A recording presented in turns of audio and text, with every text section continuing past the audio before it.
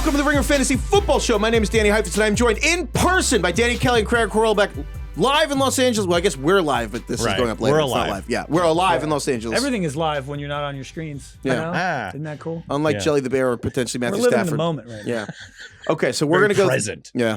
We're going to go through a bunch of news and just all these people who are hurt or signing contracts or whatever's going on and just whether it actually means anything or not. And then we're going to go through the draft we did, Ringer Fantasy Football Show, YouTube channel. We had a draft with us and frankly, all our bosses. Yeah, check it out. Fun. Yeah. Super And fun. we're going to talk about, I talked about my team a lot, but then I didn't let you guys talk about your teams because my team's interesting. Your team's boring. But we're going to try to just basically take the lessons from that draft and help you guys apply it because we know everyone's drafting around this time. So we're going to try to apply those lessons and basically last minute draft prep for you guys. Yeah. And then we're going to argue about Taylor Swift and where she's going to get married. Biggest story in the world. Lake Como?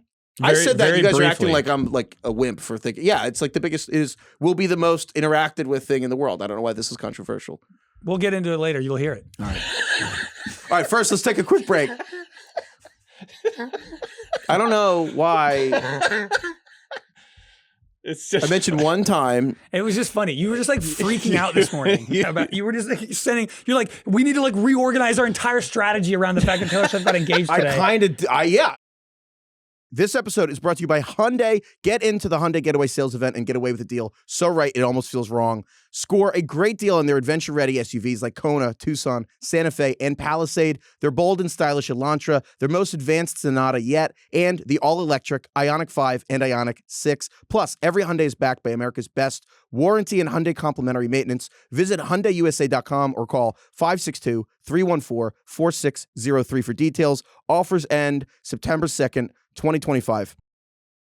All right, let's get into some news because a lot of news has happened. We're going to go through stories that you may have missed, but also whether they mean anything and whether they should actually factor into basically whether this changes rankings, whether you're using our rankings or other rankings, whether you should Whether tweak you're using other rankings. Yeah, there are. Yeah, There aren't any other How rankings. dare you? it's just ours. It's just ours. Yahoo's the only fantasy platform.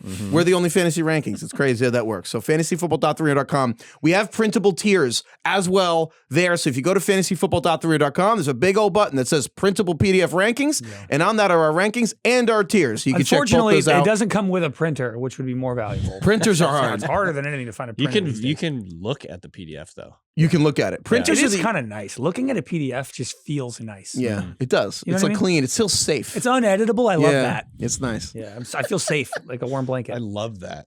So fantasyfootball.3.com. We know a lot of you have wanted tiers. The tiers are there under the printable PDF section and also our rankings there. We have the draft tracker, everything. So whether you want to print stuff out, whether you don't, that's all there. So we're going to go through the news. And again, basically trying to let you know what is priced into rankings. So you see a news. I'm just going to a good example. Terry McLaurin signed his contract with Washington. Good for him. He's 30 years old. He probably didn't get as much as he wanted, getting probably, I don't know, $28 million a year. And that's like good for him. That doesn't change anything for us. And I'm happy for Terry to be signed there. That's the right move. He's a captain. He's a leader. Like everyone in the community loves him. He's good for the team, obviously. We really expected heavily that Terry McLaurin would sign close to the season. We didn't really believe at all that he would be traded. So in terms of our rankings, that doesn't mean anything. It means nothing for our purposes. So we're trying to be really But good for Terry. Yeah, good for him. Good guy. Do you Yeah, think I'm you happy would? for him. Do you think you would play harder the season after you got paid a bunch of money, or in your contract year? Don't answer that. Probably my contract year. Okay. So maybe we should move Terry lower. I'm only human after all, Craig. So we're going to just go through all the other news. So yeah, and What did you expect me to say?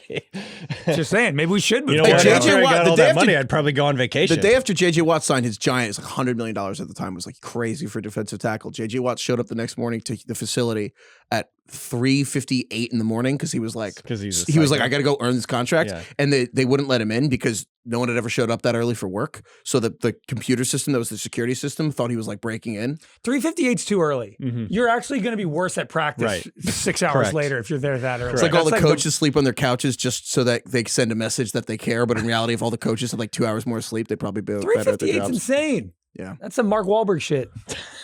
Well, they're making a lot of money, His Craig. first day is going by while we're sleeping. So I yeah. do think if you get that fat contract, though, then you kind of need to prove that you earned it. I So know. that you Well, deserve it. A lot of these NFL players too are just built diff from a point of view of I have to prove everybody wrong. All the haters, they're manufacturing things that people said, like the Michael Jordan story where he made up a story about took how that this rookie personally. was. So my favorite Michael Jordan story is the one where the Utah waiter comes up and says, "Michael, it's such an honor to meet you, and you're like the best player ever." And he's like, "Fuck you, fuck that kid." I'm gonna beat the shit out of the Jazz. Anyway, so all right, actual news: Joe Mixon, the Texans running back, is going to. By the time you're listening to this, we're recording Tuesday, August 26th. It's going to probably be placed on injured reserve or physically unable to perform, so he's going to be out at least the first 4 weeks of the year. This is something that we really expected, and I think our rankings have reflected that. Like Mixon, we have no idea what's going on with his foot, but it's not good. I don't know if he's going to play this year, but we don't know. No one. It's very not quiet, a good situation. Very vague. No one really knows what's going on. One of the weirdest situations in fantasy football right now, too. I think it's just he's going almost undrafted at this point. Yeah, and basically whatever's going on with his rehab, it's like, players get injured, and 90% of them you don't really hear about their rehab. This was one of the 10% where it went wrong, and so we don't have to spend a ton of time. And the action item is you're not going to take Joe Mixon. Let someone. Well, hold on. Let me ask you. Let's say you're in a league. A lot of leagues have an IR spot. Do you think with the last pick in the draft, you should take Joe Mixon to put him on your IR? Yeah, exactly. If you have exactly. So that happened. We did the Ringer Fantasy Football Show draft yesterday, and if you want to watch that on YouTube, you can watch the whole thing. It was really fun. Sean Fennessy got Mixon in the last round Super late, yeah. which was a great call because we have an IR spot in that league. Realistically, I kind of think someone in your league is just not going to know that and hit the button. We should do the IR rankings. Would you rather have Ayuk I'd rather have Ayuk, right, than Mixon? Ayuk is going to come back. I don't know if he'll be a shell. Yeah, Ayuk, Mixon. Who's the best IR pick right now? I think Mixon or Ayuk, but realistically, Godwin maybe. I don't know. Godwin. I mean, they're all very uncertain in terms of when. Yeah, but I'm saying if you could pick one to put on your IR, who is it? Right. Probably, I don't know. Actually, maybe Ayuk, I guess, would be near the top of the list. Mixon, I think, is a good one. Yeah. I think the three Godwin that come to mind are Godwin, Ayuk, and is Godwin Mixon. definitely starting on IR though? Oh, that's a good question. Actually, maybe he's not. Actually, I think you're right. He's not actually. So never mind. The short answer though is that if everyone in your league actually knows this about Joe Mixon and Joe Mixon falls to the 13th round, at that point, yeah, fuck it, take a flyer on Joe Mixon. I kind of just don't think that's going to happen. I think Joe Mixon's going to be drafted at some point in the top 100, and I wouldn't do that. So I would let someone else do it. And if he really falls, like I'm talking 7 or 8 rounds lower than whatever platform you're on, then at that point, yeah, sure, if you have an IR spot. The real question though is who's the Texans running back going to be throughout the season? And I'm curious you guys think. Nick Chubb, when on the field, when the Texans are playing week 1, I think it's going to be Nick Chubb as the starting running back because he's the person that they're most confident won't get CJ Stroud killed on some blitz on the first drive of the year. But also Nick Chubb has his own extensive injury history that quite literally is like Nick Chubb basically needed a full knee. Nick Chubb was actually going to be one of the best running back prospects of our lifetime. Then he got a full knee reconstruction at Georgia, so he went as a high second-round pick. And now that was a decade ago, and now he's coming off the next second knee reconstruction. So Nick Chubb has his own same knee, brutal. Yeah, same knee. The one that got bent with the Steelers, where they didn't even play on the one where the Steelers fans felt bad for him. That's how bad it was. So Chubb. The idea that he's going to be the guy through the whole season would be a nice story because we all like Nick Chubb and he's a cool guy, but it feels a little head in the sand's a little rude, but the idea that he would make it through a whole year feels unlikely. To me, you know what it really reminds me of is the J.K. Dobbins, R.J. Harvey combination. Super similar. And where you can make the argument, and it's easy enough to believe that J.K. Dobbins is probably going to get the majority of the work because he's the experienced veteran, all that stuff, but there's a more explosive, higher upside player next to him. In this case, it's RJ Harvey. But with the Texans, Dameon Pierce is the guy that I'm thinking of that probably has more upside than Nick Chubb right now. So I'm actually just taking flyers on Dameon Pierce right now. And you love Dameon Pierce out of the draft, and then he came in and he had 1,000 yards as a rookie, right? Kyle Brandt kept giving him the angry run scepter. He was an awesome guy. Tackle breaker. I think his advanced stats were all pretty solid. And then the Texans switched their run scheme to a wide zone thing, and he just under Bobby Slowick. He just didn't feel like he didn't know how to run that scheme. He just was much better in a gap scheme. It's like a different language sometimes for running back. And so his skill set is definitely, I think, more set up to be successful in this new offense that they're running. So I'm just taking a flyer on him. Maybe it won't work out. It's not expensive. You can get him near the last couple rounds, and so.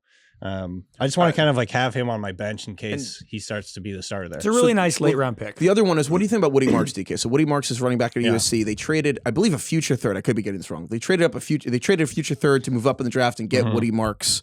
And even though he was a 4th rounder, they gave up a pretty good amount of capital to get him. And he's looked good in the preseason. Now it's a rookie. Are they going to play passing downs? Blah, blah, blah. Part of me still, and it's funny that Nick Chubb is the vet who's going to do passing downs, because when he was on the Browns, it was like, he's actually not going to do the passing downs. Right. So it's kind of funny how like life works sometimes. I think at some point all 3 of these guys are going to be useful, but I do think it just Occam's razor is Nick Chubb's the starter and Dameon Pierce is going to work in with more juice, but he lost more training camp reps early, so Dameon Pierce is going to have to ramp up. At some point when Pierce is ready or Chubb gets hurt, he would become the starter and Woody Marks will look good. And then at some point if Pierce gets hurt, because he already started the year with a hamstring thing, Woody Marks, I think all 3 of these guys could at various weeks be good. Right. Which means that almost none of them. Yeah, are that's good. like, but the difference between the Denver thing and Houston is Denver's offensive line is like quietly a top 6 offensive line in the league. And Houston completely remade their offensive line this offseason. So to be clear, so Houston's thinking about training Cam Robinson, who's a left tackle, who's been on 3 teams in 2 years, and they're going to try to start Arante Ursary, who's the left tackle in Minnesota. He's a rookie, right? Rookie. Yeah, so there's just a lot of question marks with this Texans offensive line, and just their offense in general. I mean, to be clear, I think the last time the only plug and play left tackles that went in the 2nd round I could think of in the last 20 years was basically Bernard Raymond, the Colts left tackle, and then Matt Light from the Patriots. And I was like, it's trying to pretty think of rare. another one. Pretty rare. So anyway, we'll see. But so overall, in terms of takeaways here, Nick Chubb is probably a solid pick if you're like late running back. You just kind of want. I don't know. I honestly don't even know about that, because we'll talk about later the ringer draft that we did. But once you get into those bottom 4 or 5 rounds, you need to start shooting for the stars and not playing for like high floor. Yeah. Nick Chubb might be like a competency flex level startable player for like a month and a half. That's not what you're looking for in around 16. The odds the Texans give Nick Chubb 22 carries a game just feels low, because they feel like they know that he probably can't sustain that level of work at this point. I think that's a great point, Craig, though, because if you look at the end of your draft, if you go look at the waiver wire in your league, odds are there's probably like 15 to 20 guys that fit that category where like, he could give me a solid floor. There are Tyler Algiers, plug him there into are the Rashad flex, White. I guess those guys are even more valuable So- backups, and like, that and can just to come in prove- if the starter gets Just hurt. to prove a point here. Sorry, about platforms. We talk about this all the time about what platform you're on really matters. We're Yahoo, Fantasy, ESPN. Guess where Dameon Pierce, and again, we think Pierce is probably going to be the best bet, just because he's had 1,000 the most yards. upside. Most backup running backs aren't 25 and had 1,000 yards already. Yeah, So just Tyler Algiers Occam's is one razor. of the only other ones. Exactly. probably. Where do you think Dameon Pierce is ranked overall players? I just went to the mock draft in a league I'm drafting later today, and I'm in the draft room, a mock draft room. Where do you think Pierce? And you is must ranked? be on Yahoo, because there's no other fantasy sites. Exactly. Right. I don't know. He's probably like 180th. No, a non-Yahoo site. That's why Yahoo's the only site. He is ranked 2000th. 2074. 2000? That has to be an error. That's my 2000? That's my point. You can get Dameon Pierce That's a on tough word to say. non-Yahoo 2000. platforms. 2000? Draftable players. You can I'm that's what I'm saying. Like it's kind. So my point is, like sometimes you have to scroll down and you just have to search for a guy's name. So Pierce is a guy that if you're on a certain platform, like check where these guys are in the room and just find them. And don't do the thing where you accidentally type a guy's name into the chat instead of the search bar. And then you're like, oh no, I just sent everyone the list of who I'm that's looking for. embarrassing. But It's tough. Pierce is an upside pick. Chubb is a floor pick. And when you're that late in drafts, like for example, looking at our rankings now, somebody like Jerome Ford on the Browns. Jerome Ford to me is kind of a floor play. And when you're in rounds 15, 16, you could take somebody else like a Ray Davis, who if something were to happen to James Cook, there is a chance Ray Davis becomes like a top 10 running back in the league. Good offense. Changes your entire year and could potentially be one of the reasons why you win. Jerome Ford is unlikely to do that. J.K. Dobbins is unlikely to do that. Yeah. So even though sometimes we have those guys ranked a little bit higher, you really have to kind of think about the upside at the end of your draft. I do. Long story short, Dameon Pierce as your last pick is awesome. I mean, Joe House took him in the 8th round yesterday. That was probably a little rich for my blood. And then if you don't get him, Woody Marks, like that's a totally fine. Those are the last guys. Like getting a piece of this Texas backfield again. Maybe they suck, but it probably makes more sense than investing in Nick Chubb. So other stuff going on here. Jawan Jennings could hit injured reserve. Can you explain what's going on with this DK from Jennings and the 49ers? Yeah, this is kind of an interesting little wrinkle because Jennings is going high enough where these types of things are going to obviously matter a lot in fantasy. And if he goes on the IR, Ricky Pearsall, it's just absolute wheels up for him. So right now it's sounding like, if you haven't heard, Jennings both has a calf injury and is holding in. He might not actually One have might a real be contingent calf. on the other. Yeah, like the calf injury might just be really minor and he's just using that as an excuse to hold in. He wants a new contract. Yeah. And honestly, I don't blame him. His contract, he's not getting paid very much this year. It's a lot of escalators on performance. And so right now it sounds like, according to Tim Kawakami from the San Francisco Standard, the 49ers are sort of hanging the idea of putting him on IR over his head as a piece of leverage to get him to come back or, I don't know, sign because a he new has contract. playing time incentives in his So contract. I was like, why would they do that? And they looked up the contract. The contract for Jawan Jennings. Shout out to Over the Cap with all this contract stuff. Jawan Jennings. Well, no, they do a great job. No, yeah. You laughing at Over the Cap? No. Over the Cap's a great site. Let's just start shouting out every website we use. It's a good, They deserve it's a it. good policy. That was Craig. nice. Yeah, no. By the way, we're on If Jawan Google Jennings- Docs right now. Shout out Google. If Jawan, shout out Gemini. Google. If Jawan Jennings plays half of the 49ers snaps this season, he gets $1.5 million. Yeah. So think about you put on the IR for You four. missed 4 games. You missed yeah. 4 games already. So now you get hurt for like 2 games. You ain't playing half the snaps now. So DK, that's so. Well, I want you to prognosticate for me. What do you think is more likely? He has a calf injury, or he's trying to negotiate for an extension, or he gets put on IR because the negotiation doesn't go well. I think the most likely is he's just going to have to capitulate and come back. Yeah, the Niners are No the extension. He'll play week Yeah. 1. Yeah. the Niners are. But now he's behind because he's missed so much Yeah. time in training camp, and he might have a calf injury. Yeah, You know, it's calves. that's the thing. So the 49ers are kind of savages with the way they negotiate. Like they don't really give a fuck. And they're the ones most comfortable taking it down to the deadline. But unlike Dallas, where Jerry Jones just wants to get like media Clicks. attention from it, the Niners Clicks. Yeah, clicks. He just wants a click farmer. Clicks Yeah. on the blogs. On that note, I want to put it on the record right now that Micah Parsons is going to sign this contract at 11 a.m. on Thursday, September 5th, or whatever the day the Eagles-Cowboys game is. Mm-hmm. 11 a.m. that day, they're going to get the Micah Parsons deal done for like $43 million a year. Okay. Putting that out right 43 now. mil a year. Yeah, damn. maybe 42 to 45 million a year. 11 a.m. Because Thursday. is Watt first right now at 41? I don't know. Is that right? Hit up over the cap. TJ's at Yeah. 41, right? So Miles went to 40, so Watt went to 41. So Yeah, Micah's going to get like 42, 43. 43, and they're going to get it done. And it's going to be a big commercial for the Eagles-Cowboys game that Thursday. So By the way, same day. this whole thing with Micah Parsons is interesting from a point of view. Jerry Jones has tried to go behind Micah Parsons' agent's back and negotiate. is- a Who's deal. like one of the biggest free agents in the NFL. Which is- David I Mulligata. believe is, I don't know Yeah. if the term illegal is accurate, but like you're not Right. supposed to do that. 100%. No, You're not allowed it's to negotiate without an agent present. Right, correct. Like you, I mean, you. It's not a great way to work with the largest. I mean, literally, like we always joke about Drew Rosenhaus, but David Mulligata, he's the one who managed to get Deshaun Watson amid all that. Literally an NBA Supermax contract. So it's a whole crazy thing all around. But the point being, the Dallas does it because they want clicks. The Niners do it because they're actually just like they really are comfortable going up to the day of the game. And so I do think I think reading the tea leaves here, Jennings is probably healthy enough to play, or else Kyle Shanahan probably wouldn't be so weird about this. Yeah, weird he can't play. Wait, can you read the quote, DK? Yeah, Read please. Shanahan's Yes. quote What- about what Jawan exactly- Well, Jennings. Shanahan was asked if Jennings could play out or if he could miss week 1. And Shanahan said, I mean, if it doesn't heal, yes, but I expect him back. I think he should be back from it, but you never know with calves. I'm not a doctor, so like I said, calves take time. You never know with calves. Which does sound like you never know with Are you calves. speaking from experience? Yeah, thanks. Kyle. What, Yeah. The whole fucking bilateral Achilles tendonitis. You never know with it does calves. sound Is like. this the most obvious like 49er calf injury? Avoid, red flag, red Well, flag? no, because it's funny either way. Where it's like I feel like if Jawan Jennings is actually hurt and there's a calf injury, I'm like, okay, there's just a calf epidemic in San Francisco or whatever. Yeah. But I will say, if you're Jawan Jennings' agent and you're like, yeah, he's a calf injury, can you imagine Kyle Shanahan hearing that? Be like, motherfucker. So I do think that's the correct point, though, DK, which is you're milking it, trying to get the contract. You're going to play. Does the lack of playing for a month actually just boost Ricky Parasol more?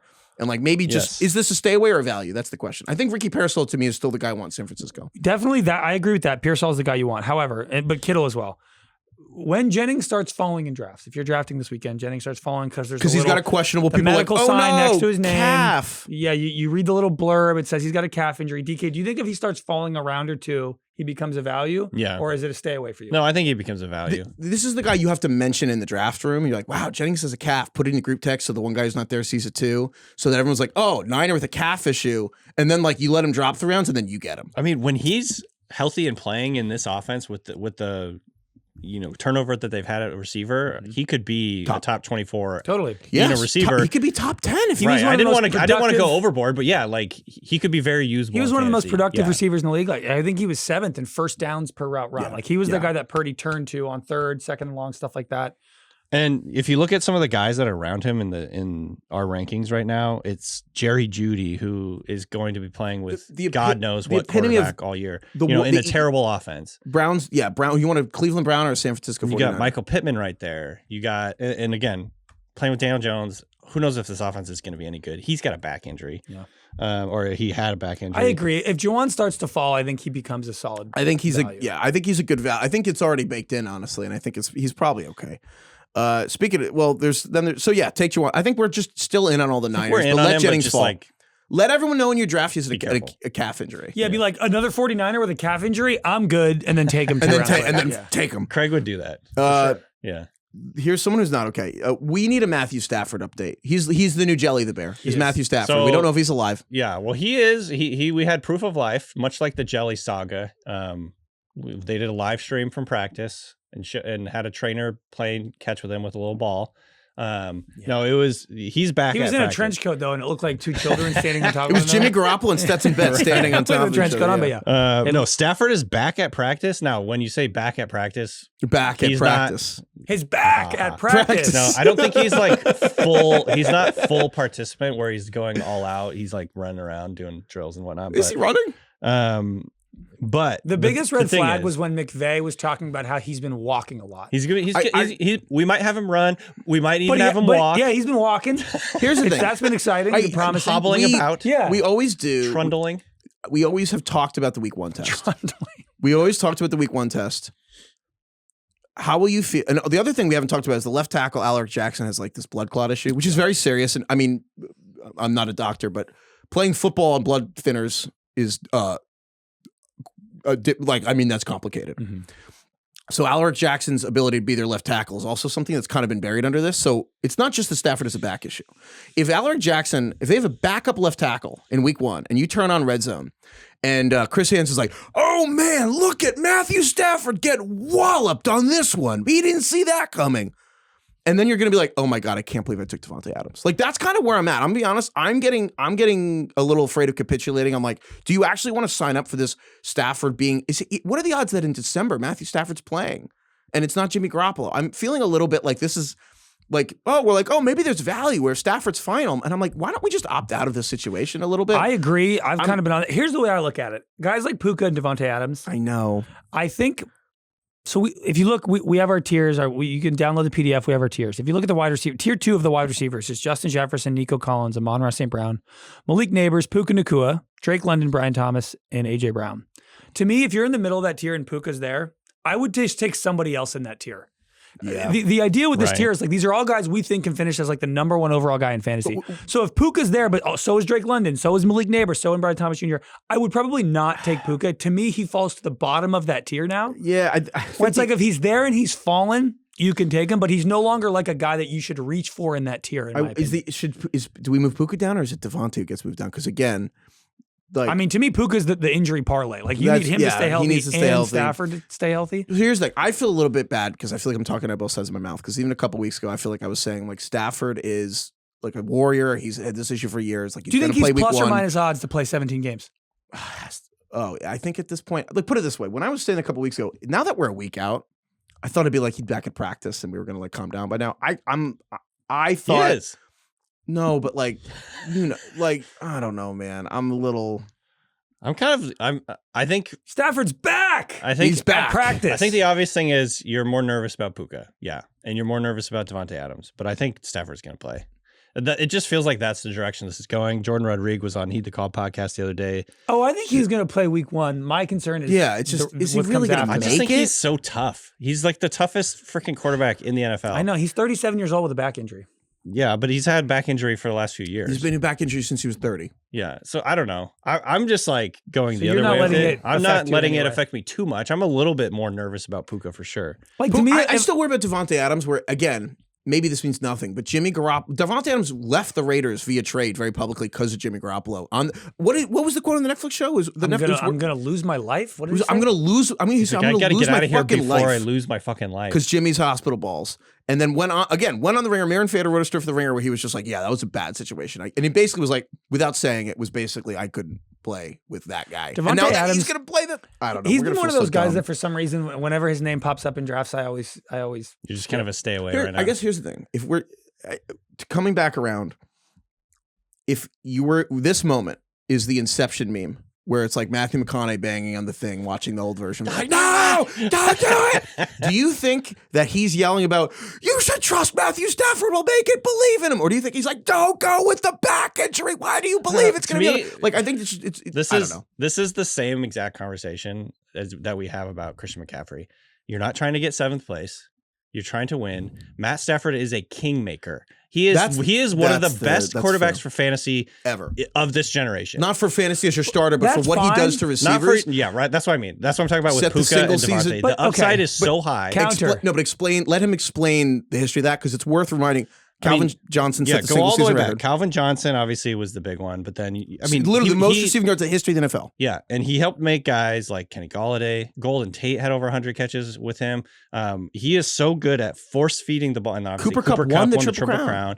Puka Nacua, absolutely electric rookie season, and I think you just have to be willing to accept there is more risk with this guy. There is more risk with Puka right now, but the upside is so just scintillate. It's going to be like the type of guy that can win you your league. You just have to accept that it might not happen because of injuries. But like, honestly, there's a lot of guys in this area that I'm kind of worried about injury wise. Like Malik Neighbors has a back injury. He has a foot injury. Drake London has Michael Penix as his quarterback. Yeah, that's a great. It is all about just how much risk you're willing to take on. And I totally understand if you want to avoid him. I have kind of generally avoided Puka in drafts recently. But at the same time, you're not taking your own advice. Well, what I'm saying is, if you like, it just depends on how much risk you're willing to take on, and ultimately, the goal is obviously if you're in a league where a punishment is really loud and embarrassing, then maybe don't take Puka Nacua. Let me counter. DK's point is worth reminding that when Stafford plays, he is literally probably the best guy ever at funneling to his best players that we've ever seen. Okay, then take Devon Achane. Sorry. Let me counter. I did take Devon Achane. Yeah. Because for the health, the calf injury. The Christian McCaffrey point I want to push back on because to me, Christian McCaffrey is so valuable because there is no other running back going after him that can do what he can do. Like he is the last guy you can get who can basically be Saquon. Right.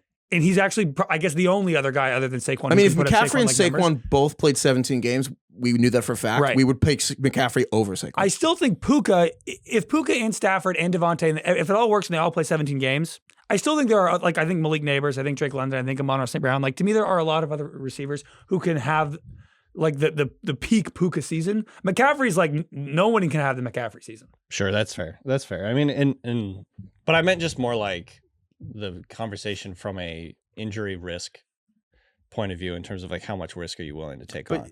If this guy's a 0, how much is it going to bother you? Unfortunately, you're both right, and I don't feel like I even landed with where I still feel about this, which is the truth. Is I still feel a little. I think Puka is the right spot. We have Puka 13th overall still, which is kind of behind Neighbors and stuff. Which is again feels a tick whigh. You can tell. Well, who would you take, Puka or Drake London? Drake London. I would take Brock Bowers. But I feel like Puka's still going to get schemed up though. I know, but to me, it's the injury parlay. You were out on Puka last year too, though. And he played, 12 games? For what it's worth. You are so right that when you're in season and every time Puka Nacua just crashes into somebody because he has no clue. He played 11 games last year. I don't know. Yeah. But this year it'll be different. No, I mean, look, if it works out, it'll be awesome and he's great. And I totally get it. It's I kind of just feel like... To me, Puka's in the first so 2 rounds, I talented. get a little bit cautious. And I want to kind of play it safe. So would you rather have Puka Nacua 13th or we have Devontae Adams ranked 38th? Because the guys after Devontae are like Marvin Harrison, Terry McLaurin, Garrett Wilson. I'd rather Devontae. DJ, and that's the thing is I still am okay with the upside because also he's frankly loud enough that he's like, I'll get the ball. If he doesn't get the ball, he's going to yell for awesome. it. Like I know, and that's why I'm still okay with him there. All right. So we're not moving. After all that, we're not going to move the Rams. We're keeping Puka 13th, and we're going to keep Devontae 38th overall. We're not going to move. I just think Puka moves to the bottom of the same tier he's in. We've already moved him down a little. It's for accounted for. Like if Stafford was totally fine, we probably have Puka like 4 or 5 spots higher. Yeah. Take him. All right. I think people can make up their own minds after this. All right. We're going to keep rolling here, but first, football is almost back, and so is everything we love about it. The game day rituals, the rivalries, the bad calls, the glory plays, and the bets that make every game matter just a little more. And FanDuel's getting you ready for kickoff with an offer you won't want to miss. New customers can bet just $5 and get $300 in bonus bets if you win. That's right. Pick a bet $5, and if it wins, you'll unlock $300 in bonus bets to use all across the app. You can build parlays, bet player props, ride the live lines, whatever your style. FanDuel has you covered. The NFL season is almost here. The only question is, are you ready to play? Visit FanDuel.com/RingerFantasy to download the FanDuel app today and get started. A couple of things that happened. You mentioned Devon Achane has his calf issue. And I got to tell you, that's enough for me. I'm like, man, Devon Achane's another parlay. Again, we keep saying this. Achane, when Tua plays, is averaging 20, 21 points per game. He's which the is only other guy who is McCaffrey and Saquon. Saquon, Bijan, Gibbs. Like he would be the fifth guy in that group. He's above Derrick Henry, actually. But he's in the Puka range where he is the double injury parlay. You need Yes. Tua and Achane to stay healthy. When Tua was out last year, Achane was on par with Alexander Madison as a starter, like 8 points per game. Post-injury Nick Chubb. Like that's where he was. So you already are betting on Tua. So now Achane himself has a calf issue. He's already a smaller guy. They were already talking about maybe they need to take short yardage away from him and give it to like Jalen Wright or Ollie Gordon, the younger guys they have who are larger. And I'm like, the combo of, okay, if he loses any goal line work, because the Achane as a receiver when he's healthy is like probably going to lead all backs over Kamara. With Kamara and Achane are going to be 1-2 in targets and catches and yards and receiving touchdowns among running backs. But if he loses the goal line stuff and he has a calf issue, and I'm like, why am I taking this guy with my second round pick? I'm like, let someone else take the parlay. And if Tua stays healthy all season and Achane stays healthy all season, good. Like that's an awesome pick. But it's a parlay, and I don't think the second round's a good time for a parlay with someone that literally has a calf issue right now. I don't want to be dealing with that in August. Yeah, look, I just find myself passing on Devon Achane. I don't know why, but I do. The calf injury, his size, Tua, the injury parlay. Oftentimes when I'm in the second round and he pops up. And Mike McDaniel said no setbacks. In that range? Well, we've already moved him down a little bit. He used to be a lot closer to kind of the Ashton Genty range in our rankings, Right. and now he's a little bit down closer to the next guys like the Jonathan Taylors and the Chase Browns. He's so good, and he's such a fun player to watch, but also he's fun because, again, he is like probably the single fastest player in the NFL. And one, if he has any physical stuff that changes that, that's not ideal. But two, after what we just went through with McCaffrey last year, why would we take a guy that had a calf issue pop up like 9 days out from the season? Like if you could just not deal with that with a commensurate talent, like at this point, I think I'd rather have Chase Brown and the Bengals over Achane. Fantasy's enough stress. Like just starting your season already with your best player having an injury tag is so brutal. Because hoping he plays week 1 is just the worst vibes. And even if he does, anything that pops up again with the calf at any point, you're like, oh man, maybe I should. You know what I mean? It's just. I just would rather not deal with it, especially when there's such other good players. And again, his upside's, you could argue very easily Achane's upside's the highest of any player. This is where I keep coming back to. It's like, yes, I agree with everything you guys are saying in terms of it's going to be stressful, it's going to be hard, but like his upside is insane. And he might catch more passes in this offense this year. Jonnu Smith is gone. We don't know what's going on with Tyreek Hill. Craig's very high on him, but I think he's still I just think he's a good bet at where he's going. And Tua doesn't run at all, which means it's honestly the only guy. Even Mahomes is going to scramble for stuff. Even they don't do quarterback sneaks with Mahomes anymore. Tua is the least rushing threat at the goal line there is. And like Ben Gretsch on Substack talks about this, where it's like honestly the Miami running backs as a share are going to have the most goal line touches of any team. So if Achane does keep the goal line work, and Achane's the leading receiver, and he's the biggest home run threat in the NFL with Saquon, it's like. That is the upside. Is like, oh, what if he's 25 touchdowns this year? Like he could be the first guy forever. The flip side is, what if his calf issue? You just need that whittled calf to hold up. I know. I totally understand the argument and the concern over it, but again, it's just like McCaffrey. He has a very rare ability to effectively be two positions in your starting lineup. Yeah. Like he could be an RB1 and like a wide receiver 3 for you in one roster spot because he's catching so many passes. He's such a big part of their passing game. They use those like swing passes and screens as like an extension of the run game. The run game wasn't very good last year. So they use that, and that's fantasy gold for him because he's catching so many passes, obviously in half PPR and PPR.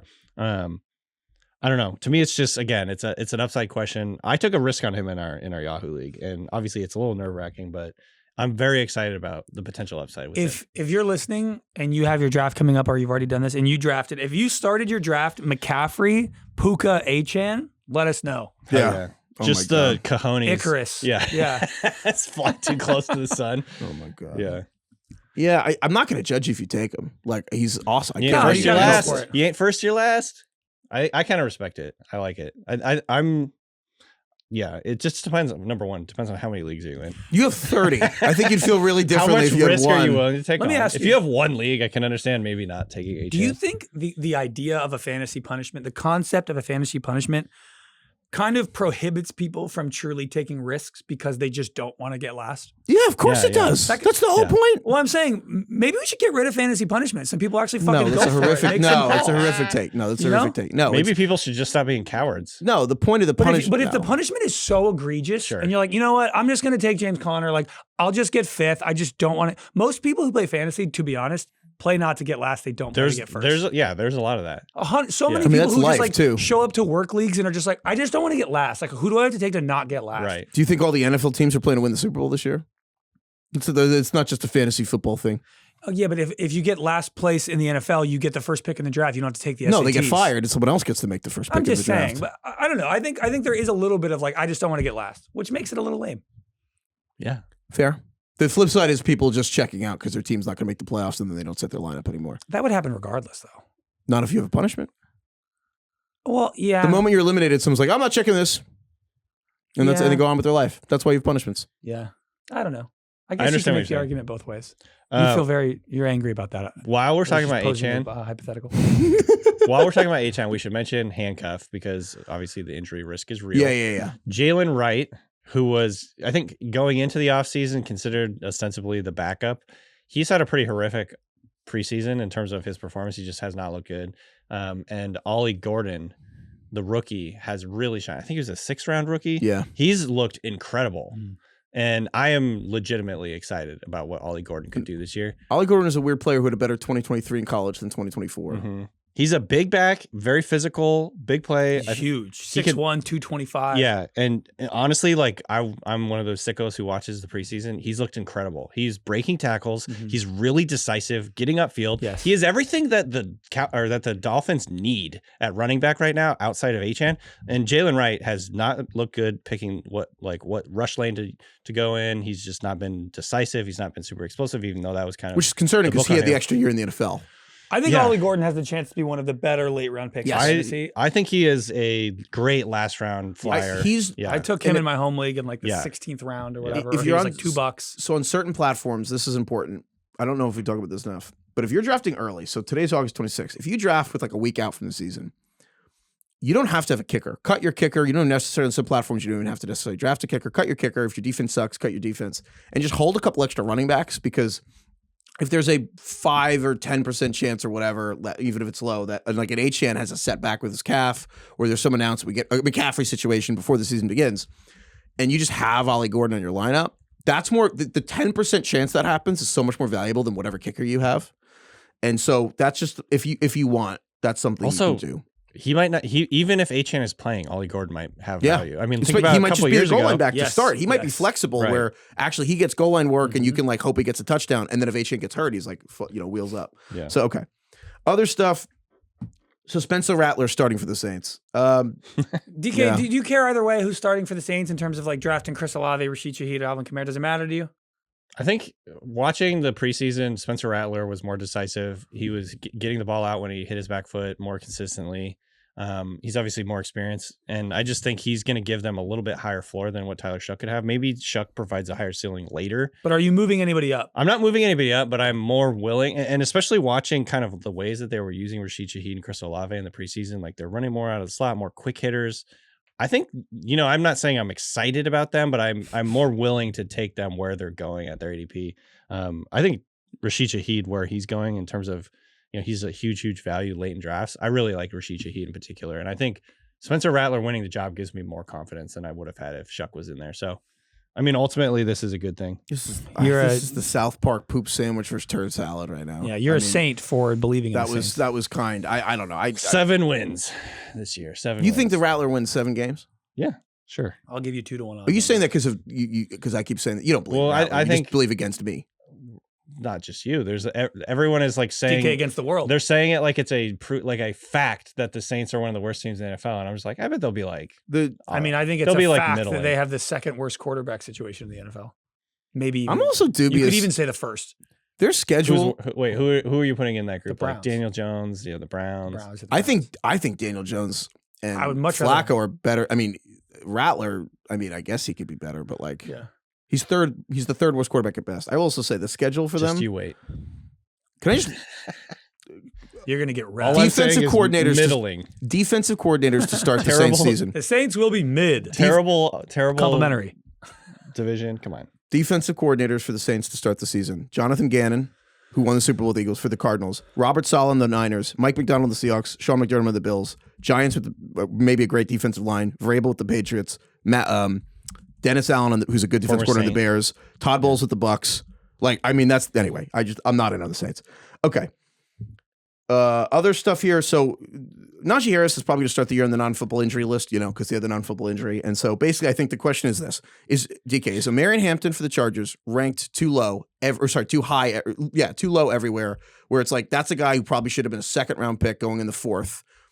Or is Marion Hampton properly ranked, and there's just another Chargers running back that should probably be rostered? Or is everything fine? Because I'm kind of wondering if Marion Hampton is just going to be like immediately great. I think he's probably. We're gonna look back and be like, why is he so low? I kind of feel that way too. Kind of flying under the radar Yeah. for how exciting he was coming out of college. Yeah. Perfect storm, I think, between Genty soaking up the oxygen of the amazingness of the season. So Marion Hampton, Travion Henderson popping off. Henderson popping, Rashawn Slater getting hurt. So everyone, like, when they're about to talk about how great the Chargers line is for Hampton, then now their best player, that isn't Herbert, is there hurt. Perfect storm. I kind of think they're still just going to run the shit out of the ball, and Hampton's going to score a lot of points. So Yeah. I think he's a great player. Everyone's worried about the timeshare, and that's like a legitimate thing that will happen. But like almost every backfield in the NFL has a timeshare. I think I generally There's like speaking, two that have no timeshare. I want a running back start this year if you can do it. But if you end up with like, man, you get like, Nico Collins and Puka, or Nico Collins and Neighbors, and you're like, I want a running back down. You get Hampton, like that's crazy. Like that could be a league-winning formula. Hampton is, I think, one of those players that will end up going higher in real drafts than where his ADP is Probably. because people are excited about it. And then when you see him go off the board, you're like, damn it. I know. I Yeah. should have been the one to take that risk. upsides, I could have been that mistake. You could have been that mistake.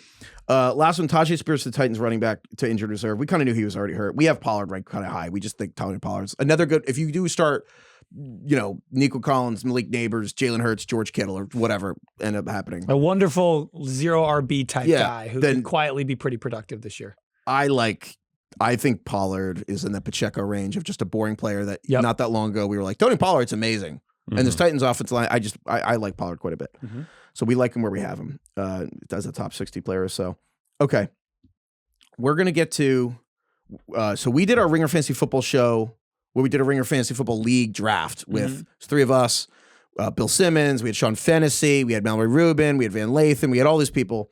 And if you want to watch that, it's on YouTube. It was a lot of fun. Super fun. And we want to break down basically we did a like, booger eater draft, as Bill calls it. yeah, the Booger Eater draft snake. It was a super flex snake draft. Bill drafted 5 quarterbacks. It was a blast. It's worth watching just to watch. It is draft. really fun. Yeah. Bill draft 5 quarterbacks. So, and it's on YouTube. Subscribe to the Ringer Fantasy Football show, Ringer Fantasy Football YouTube channel, please.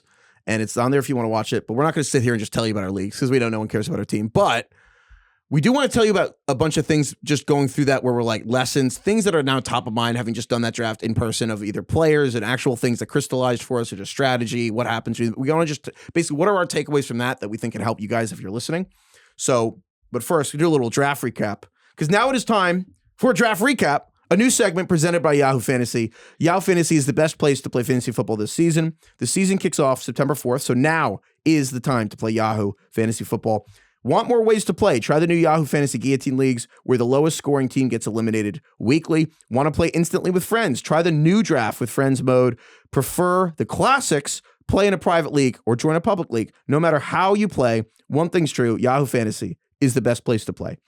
So we want to just start with where everyone starts when your draft ends, which is the grade you get. Ooh, look, It's all people care about is the you grades. can All think your people care team about. looks good. You can study all summer, and then you get D pluses like me and DK. The draft grades roll You got a in and you draft start to grade. question Heifetz gets an everything A in your minus. life. DK and I get D pluses. I don't think I got anything wrong. I think it was dead on. What's funny is Sean Fennessy, who showed up to the draft being like, I know the least here. I don't know Right. what's going on. Didn't know who Josh Downs was. We made him take the Jets guys. Got an A+. He drafted a duplicate player. Somebody had already been drafted. So we basically forced him into taking Breece Hall and Garrett Wilson, so he didn't have to take a punishment in like the 8th round. So he said, okay, took the Jets, literally got an A+, has the highest grade of any drafter. Dead last, Tate and Van. D's. DK and I. The Tate one feels right. Tate took Drake May in the second round. Tate took Drake. It was a super flex league, so like 2 quarterbacks each week. What did they? I don't understand how I got a D+ in this. I like my team, dude. Same. Same. It's so funny. The way it makes me think is like, you know, when you're on the clock in like the Yahoo, whatever, like the draft format thing, whatever you're doing, draft on Yahoo. What's the word I'm looking for? The draft widget? Yeah, whatever. Widget, sure, yeah. Anyway, when you're in there and you see the draft room, right? The draft room. When you see like a pick and you want to make a pick, but he's like maybe you have to scroll. You have to scroll a little bit, and you get peer pressured out of doing that, even though you believe in your heart that that's the right guy to pick. You like can't do it for whatever reason. You get peer pressured out. That's like how I feel now. I'm like, I loved my team after the draft. Now I see this draft grade and I'm questioning everything. Also, Bill Simmons. Where did I go wrong? Bill Simmons took 5 quarterbacks. You can only start 2. He took 2 defenses and he got a B. He got tied for the 3rd highest grade. Bill has the same number of backup running backs and receivers as backup defenses. There was a moment in the draft when I believe we were 14 rounds in and Bill had spent 50% of his picks on quarterbacks and defenses. There was a straight place. He went. At what point Bill's draft board? Win. He will win. Probably win. Bill went quarterback, running back, receiver, quarterback, defense. The grades are the best. It's the first thing everybody looks at. But that's the biggest feedback we get. Also, people are always like, wait, what? I used your rankings. What'd you get a D? And it's like, because the whole point of using other rankings is sometimes because it's like they're going to grade you based on how they're ranked. Yeah, exactly. I got a D based on how Yahoo's rankings and my plays based on Yahoo's projections. Sean got an A because no one wanted Garrett Wilson or Breece Hall. Right. Because we're like, we know where they're ranked, but we don't want the Jets out of principle. Yes. And then so Sean gets the A+. And Bill probably got a B because quarterbacks are projected for a lot of points, and they were like, Jesus, this guy's got 5 of them. That's actually probably it. Yeah, it's the beginning and end of it. So all those bye weeks, Bill can just slot in any quarterback he wants, so he'll be fine. This is probably why he got a B. But anyway. So the season is almost here. So draft now at yahoofantasy.com/The Ringer.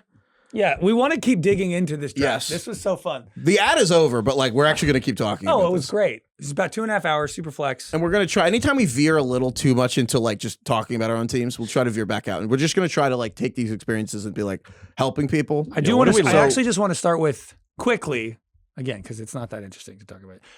I think all 3 of us pretty happy with our teams. There was like voting during the live stream. People seem to have liked our 3 teams. I know Mallory kept getting mad at me because I was saying I was waffling between Craig and Heifetz's team as my favorite other team. Yeah. It's never going to go exactly the way you want, but for the most part, I think if I go down, I'm going down with the ship that I wanted to sail on, which is like Christian McCaffrey. I ended up taking Jalen Hurts because it's super flex league again, 2 quarterbacks. The quarterbacks are way more valuable because it's the difference between 10 quarterbacks starting and 20 each week, which is just the difference between the worst starter being Dak Prescott or the worst starter being like, on a bye week, like Daniel Jones might have to play for people after injuries and buys each week. So Jalen Hurts, where I'm just like, at the end of the day, I think everyone's really discounting the fact that the NFL tried and failed to pass a rule that Jalen Hurts can't score so easily. And I don't know. And Christian McCaffrey, where I'm like, I'm putting my money where my mouth is. I'm like, this is the best fantasy football player since LaDainian Tomlinson. And if he's like hurt, I get it. But if he does every week, he's not hurt. We are probably going to have him ranked as a like first top or second. 2. Yeah, it's like he's probably going to have him ranked above Saquon, honestly. And I'm like, all right. And then Jonathan Taylor, and then it came back around and I was like, I'll go Chase Brown. And Jonathan Taylor's my 3rd running back. So I kind of was like, yeah, sure. And then it's went a bunch of receivers. So I was happy with how it went, but it was a lesson. I don't think I ever thought, I'll go quarterback and then 3 running backs. But I think it was just Jonathan Taylor. We barely talked about him, but it was just a lesson in, I don't know what I was planning here, and it wasn't this, but yeah, Jonathan Taylor's my 3rd running back sounds cool. And I think just kept a reminder scooping up value. Yeah. That's all it is. Exactly. It's just don't let it's a plan. Totally the line between scooping up value because you don't want to just grab guys you don't like because they're cheap. Sure. Like, right. Which happens. He liked all the players. It was like me with Breece Hall last year. I was like, well, he's here. I guess I'll take him. And then it sucked. I think the only player that you were really struggling with when you picked him was Tyreek. I took Tyreek Hill because that was I kind would of have like taken him had he gotten to me. that was where your influence on me. I was kind of like, you know what, this could be a disaster. But like you're getting him in the 5th round or whatever. I know, and it's a super flex league, so it's a discount. It's not really a 5th rounder, but I was kind of like, you know, what if I basically was like, what if Craig's right and I get him? I'm like, I'm probably going to win this league. DK, honestly, that was my thought process. DK, who's your most DK player and your least DK player? My most DK player is Devon Achan. Yeah, you dog. So just for the record, I had You're starting my favorite Rattler players this year, which is really a bold move. No, I'm not doing that. Well, you have Ken Walker from the Seahawks. You have the Seahawks defense. Ken you have Walker is Isaiah very Pacheco, DK, which you really love. Jaden Daniels from Washington. These are going to be the narratives of Nico. the season. I'm so excited for all of us to George both fall in love Pickens. and potentially fall out of love with these guys. I have a high variance team. We did, for the most part, stick with players that we've talked about. Right. And and so I guess I do think there are a few lessons from this draft of how it you unfolded. about my team? I just think, Unbelievable. fine. All right, fine, fuck it. Craig, tell us. Do it. Okay, so most Craig player, I took Drake London and Calvin Ridley. Yeah. My two guys. I feel great about that. You're forgetting Lad Mahonkey. I took Lad Mahonkey as well, so my receivers are kind of lit. Okay. And then I didn't steal, but I took Travis Hunter. He was just like kind of sitting there in like the 8th or 9th round. I grabbed him almost for the same reason that you grabbed Tyreek Hill. Yeah. I was like, Heifetz has convinced me over the last 6 months, even though he just hopped off the ship a week ago. But I'm like, if Travis Hunter is just like better than Brian Thomas or something, it'd be hilarious Huge to go value. up against. And then I took Dart as my like super late flex. round Dart throw late in the draft. So anyway, but yes, okay. I think it's always very interesting doing it. I honestly think you should be in a couple fantasy leagues. Like your most important fantasy league should be last, because it's interesting to see the trends and things. Mm-hmm. And this was my 2nd out of 3 drafts, this ringer one we did. And I thought it was very telling. I've now had 2 drafts in a row where the same types of players have fallen. Yes. And I think I want to go through kind of the most notable players who fell. Yeah. And it's basically, you can bucket it into the boring guys, the injured guys, and the Dolphins and the Jets. And like, I think we could just start with the Dolphins and the Jets. Breece Hall specifically, Garrett Wilson, and Jalen Waddle. Nobody has worse vibes right now than Breece Hall. Breece Hall basically went 15 spots later than we had him ranked. Garrett Wilson went 14 spots later than we had him ranked, and Waddle 20. Yeah. Yeah. You had to people were just having to talk you into drafting Waddle. I had the option There to were take 2 rounds. Waddle. Sitting there. There were 2 rounds where it was like, Waddle? Is it Sal this time? And finally Sal took Waddle. I had the option to take Waddle pretty late. And I remember thinking, You're this like, is I don't like want a to go pivotal against moment. everything. Well, you have that And I I was Tyreek. like, I've said so much. I have Tyreek Hill, and I'm like, on one hand, what if Waddle's just better than Tyreek Hill straight up, and I make up for the pick? What if on one hand Tyreek gets hurt and Waddle's a great?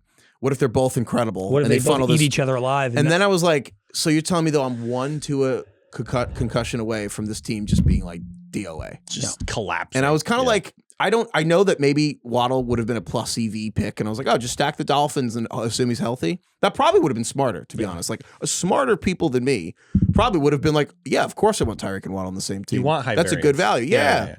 it's also hard not But- to get caught up in the wave. It's of whatever's the trendy guy falling.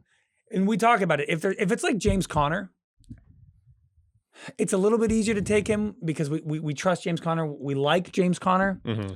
Seeing like Waddle and Breece and Garrett fall, even though they were probably good picks, I still was like, I don't know. I let the emotions get in, and I Yes, remember it like, happens on guys in like every draft. There are a lot of smart guys that like Establish the Run's a great site, and they're all smart. They're good at poker. Yeah. They like they can be unemotional about a decision. And I'm like, you know what? They probably would have taken Jalen Waddle. And I thought about it. I'm like, you know what? I can't sleep at night if I'm going to lose this Ringer You've Fantasy been League. telling people to not take Waddle for the I'm last like, 3 months. If I end up with Tyreek and Waddle and Tua gets a concussion in September and then like retires, I'm gonna be like, how am I gonna sleep at night? Like, how am I gonna live with myself till next year's drafts? And I was like, yeah, I'm not going down this way. And like, sometimes you do have to do that. Like, you have to take the team you want. Like, still take value when it comes to you. Like, still if Jonathan Taylor falls late and you're like, yeah, I'll take him in the 3rd round and take a beer. But I was like, yeah, so a man must have a code. You have to draw your own line in the sand, and I don't know where it is. Like Garrett Wilson falling 15 spots was not quite low enough for me. If it was 25 spots, I probably would have done it. But you have to kind of create your own line of. Do you think? I had this thought today, and it's like obviously maybe not the most likely thing to happen, but anytime everyone agrees that a team is going to be absolute dog shit, it's the opposite what that happens, or at least So should you just build your talking whole about team out of Jets and the Dolphins? Jets are everyone thinks the Jets are going to suck, and it's largely because, well, number one, their history as an organization, Right. But two, longest playoff drought ever, right. all the four major But number sports. two is like there's been a handful of really horrific cut-ups of Justin Fields throwing passes at training camp and whatever the joint practices that they've been doing, and it's just like I can't get that out of my mind, and I know that a lot of people are on the same page in that, and it's like this offense is going to be absolute disaster.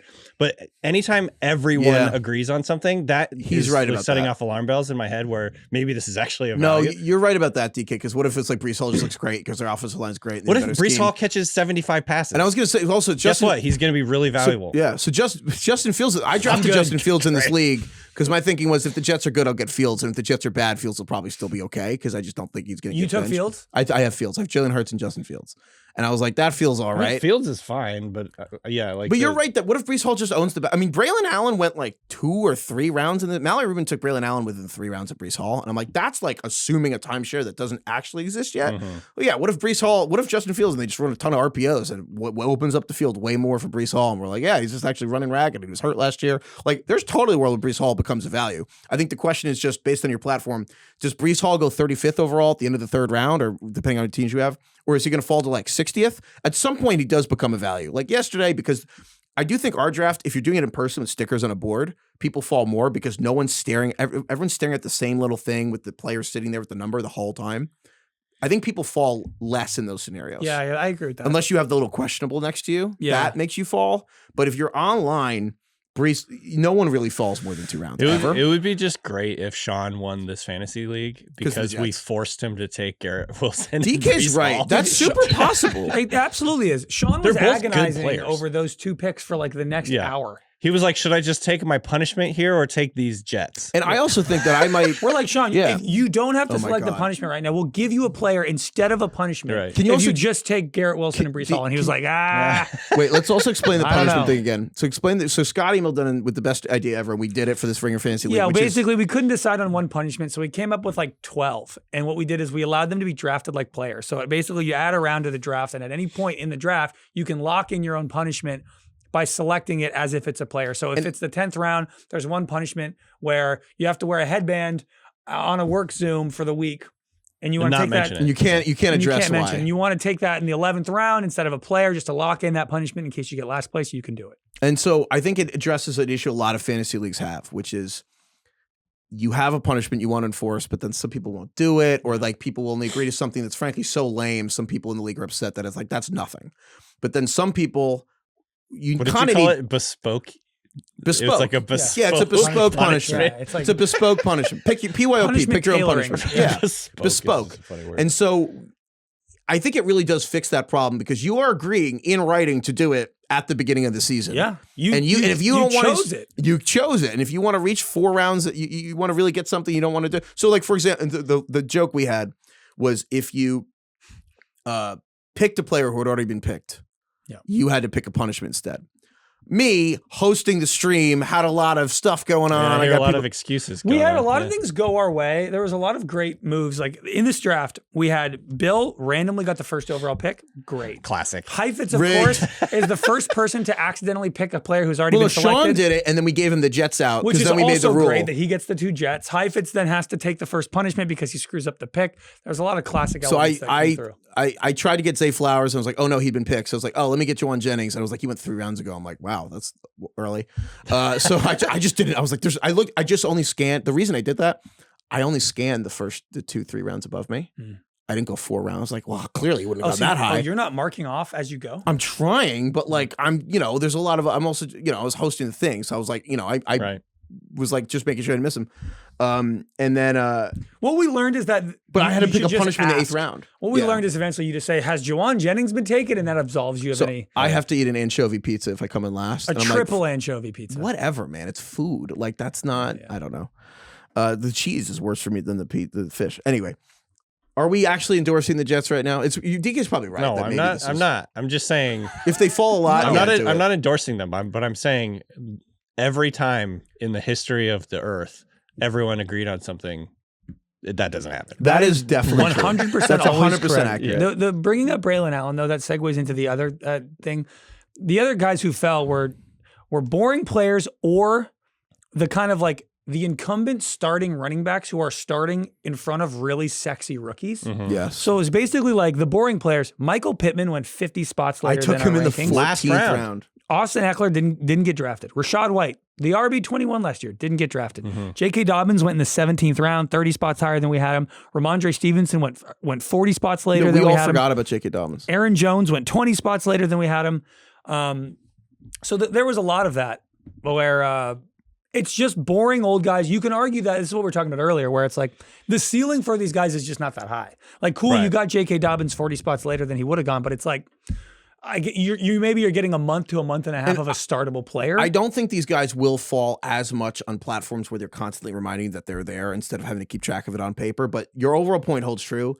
It is absolutely true that this profile of player, again, boring veterans fall like unambiguously. And I think we should add James Conner into this list too. If James Conner, he didn't really Pittman, fall.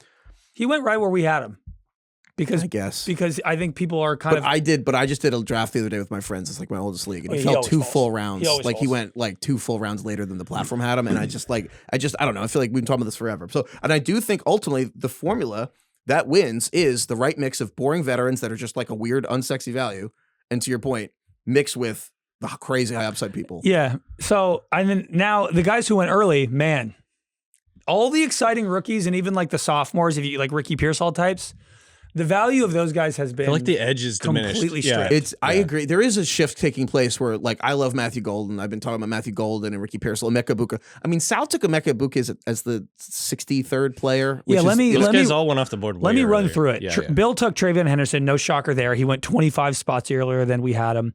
RJ Harvey went 10 spots higher. Emeka Egbuka went 23 But spots this higher. isn't Superflex, so it's So, actually like, higher. multiple Like, No, this is according to our Superflex Oh, okay, rankings. okay. Tyler Warren went 40 spots higher than our rankings from Sal. Pearsall went 15 spots higher. Travis Hunter went only 8 spots higher. And then Matthew Golden, like you said, 12 spots higher. So literally every exciting rookie is going like a round or two earlier than where we have him I right. do wonder if the edge is, if a year from now we're kind of like, yeah, the edge has kind of been figured out, so now they're going to just go at cost. And also just something about, I don't know, we don't have to make this whole thing about social media, but I do think there's something about like, the way news happens and algorithmically, like I do think it almost went from like this rookie videos almost went from like things that would happen in the corners of football, the internet, to it's actually now like the main text of preseason is Emeka Egbuka looking good at practice. It's just not hidden anymore now, I in a way. And so, yeah, I mean, Sal taking Emeka Egbuka, what's you said 23 spots 7th higher. round, Yeah. and then Tyler Warren in the 8th round. 40 spots. He took Tyler Warren as the tight end 5. I mean, I can't really imagine taking Tyler Warren in the 7th round because at that point it goes from I hope he's really good to like, well, he better be great quickly. It literally went Bowers, McBride, Kittle, Laporta, and then He was the 5th Warren. tight end at the board. At Yeah. that point, we go from we think he could be like a top 3 tight end to like he better be top 5. But I would say arguably that's the right spot for him. Well, to because go. we talked about it, like Yeah. if there were any player, I guess, going in the later-ish rounds at tight end who could finish as like Right. the tight end 4 or 5, it was Warren. It was, but the whole this is what we're like, he saying. has, But is our like- whole argument is that a rookie has been good at tight end 5 times ever, and 3 of them were the last 5 years. Right. But that's still like 5 times ever. Yeah. Right. You know, and so the point being though, there is a lack of an edge. I'm still excited about Pierce and all these guys, but yeah, just And to be clear, I was mad when those guys got taken. 'Cause Totally. I was like, I wanted to take those guys, and I was probably going to take them pretty soon. I wanted some juice. My team was Yeah. a lot of like Cortland Sutton. I took Aaron Jones. I was doing a lot of like safe late you round were just picks. vacuuming up boring picks and Yeah. just like you kept getting sniped on cool players. Yeah, well, and then that's why Travis Hunter was there, and I'm like, I need one injection of youth. I'm just fucking Little doing it. Botox? Yeah, I Just need a little bump. Just around the Right on the forehead. forehead, Yeah, right yeah, above Take a the little nose. bump in Take the the wrinkles middle. Yeah, out. it's like I need Cortland Sutton and Travis Hunter together. Now that looks okay. There you go. Hey, you look your age. Yeah. That's totally. So other things I wanted to ask you guys about was just, I do think having done more drafts now, I do think over and over again, the draft that I usually, and again, sometimes you win your league with a draft you're unhappy with. However, I do increasingly think the simplest way to win your draft with your just friends, if you're in a 2 receiver league, and again, the biggest difference in fantasy rankings is not your scoring half PPR, PPR. It's like borderline irrelevant. The biggest difference is whether you start 2 receivers or 3 receivers each week. And in the leagues where you start 2 receivers, I do increasingly think that if you leave with a running back in the first round, you're able to get Bijan or Gibbs, or if you believe in me, McCaffrey. If you don't, whatever. If you believe in Derrick Henry, you don't care about his age, Derrick Henry. But getting a running back early, or 2 running backs early. Like if you are able to get like Jahmyr Gibbs 4th or Bijan 4th, and then you come back around if Chase Brown is still there, or even like a Bucky Irving, and you get a couple running backs, come back around. If you're able to get a quarterback or a tight end, like if Trey McBride's still there with the 3rd pick, or like a quarterback, Josh Allen, whatever, and then you just hammer receivers, it really just kind of, to me, just comes down to whether you're able to get the right constellation of receivers later, or if you go receiver heavy, you kind of end up having to go, do I want a Chuba Hubbard here? Do I want Isaiah Pacheco here? Do I want Tony Pollard here? And so I really do think it comes down to, you just got to get on base with your first 2 or 3 hits. And then like that, those middle rounds, man, the 4th, 5th, 6th, 7th, 8th, like that's where it's all, I really do think that's kind of where it's won. That's where the men are separated from the boys. Yeah. But it's interesting because you recommend that strategy. However, in this Ringer League, we're starting 3 wide receivers. There is also a flex, and there's a super flex. So in theory, you could start 5 wide receivers. Heifetz, you started quarterback, running back, running back, running back. I did because the thought process with Hurts was just like, I think the difference is with Hurts, super flex. It's you kind of super flex. Jalen Hurts is there, and I'm like you want one of the big 4 if you can get them. Injuries always happen, and so Jalen Hurts might get injured. And again, you never know the future. It's obviously unpredictable. However, I don't think there's ever been generally speaking, an easier situation to try. Like the confidence interval is higher on Jalen Hurts than any quarterback I can ever think of. Where it's just like they literally have this unstoppable play the league's trying to ban. It's just like it's a 1-of-1 situation. I'm like, yeah, like give me that. That's the if I lose that bet, whatever. Like this push stops working. Sure, he hasn't had less than 13 rushing touchdowns in 4 years. I'll take that. Come back around, Christian McCaffrey. I'm like, is the highest rate. Like literally, if he plays 17 games, I think he's gonna be the #1 player. Take that. Come back around. Chase Brown's there, and I'm like, man, like. I kind of like the idea of going running back. Taylor's still there. I didn't anticipate that. And I'm like, okay, at this point, if I get 5 of my next 6 picks are receivers, at that point, now I'm going to make it up. So I was like, Tyreek Hill is a chance to make it up, and he could be just as good as your Puka Nacua. I'm like, so I'm going to dominate you guys at running back. My quarterback's going to beat your other quarterbacks, but now I'm going to try to make it up a receiver. Tyreek Hill's my chance to make it up a Puka. Jamison Williams, where I'm like, he's fast as hell. I'm like, if he actually advances as a #1 guy, I'm like, that he could any week outdo your #2 receiver. And I was like, I actually went ahead and I also took, this was a tough one for me, but Heifetz didn't even ask about my team. He's talking about his team for 10 fucking minutes. Yeah, that's a good point. Fuck me. No, keep going. Let's get into rounds 13, 14, 15. My point was the thought process we used these picks was shooting for Rashee Rice, where I'm like, that's a guy that if he was playing 17 games this season, wasn't going to get a suspension.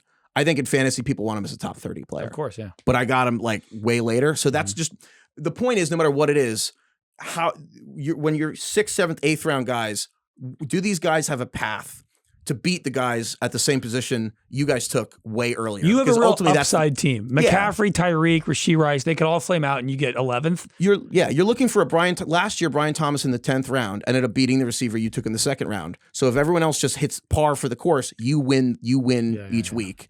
And can you do, what position are you doing it at? And it's the easiest to do it at receiver in the middle rounds or running back later. And that's the easiest way. Ollie Gordon maybe starts 17 games for the Dolphins, which is crazy. But it is funny. Like, I feel like I always like the idea, especially when you can start 3 or 4 wide receivers. Starting wide receiver heavy is often the recommended move. But then you do that and you're like, man, my #1 running back's Chuba Hubbard. That's kind of terrifying. It's kind of fucked up. And again, if my running backs get hurt, I'm screwed. Like that, you know? So what was your thought process? I don't know. No, I'm not saying don't talk about your team. I'm saying like the actual, I thought that process would be helpful. You're right. It's kind of roster I wanted to make sure I got one good running back and then get a ton of wide receivers.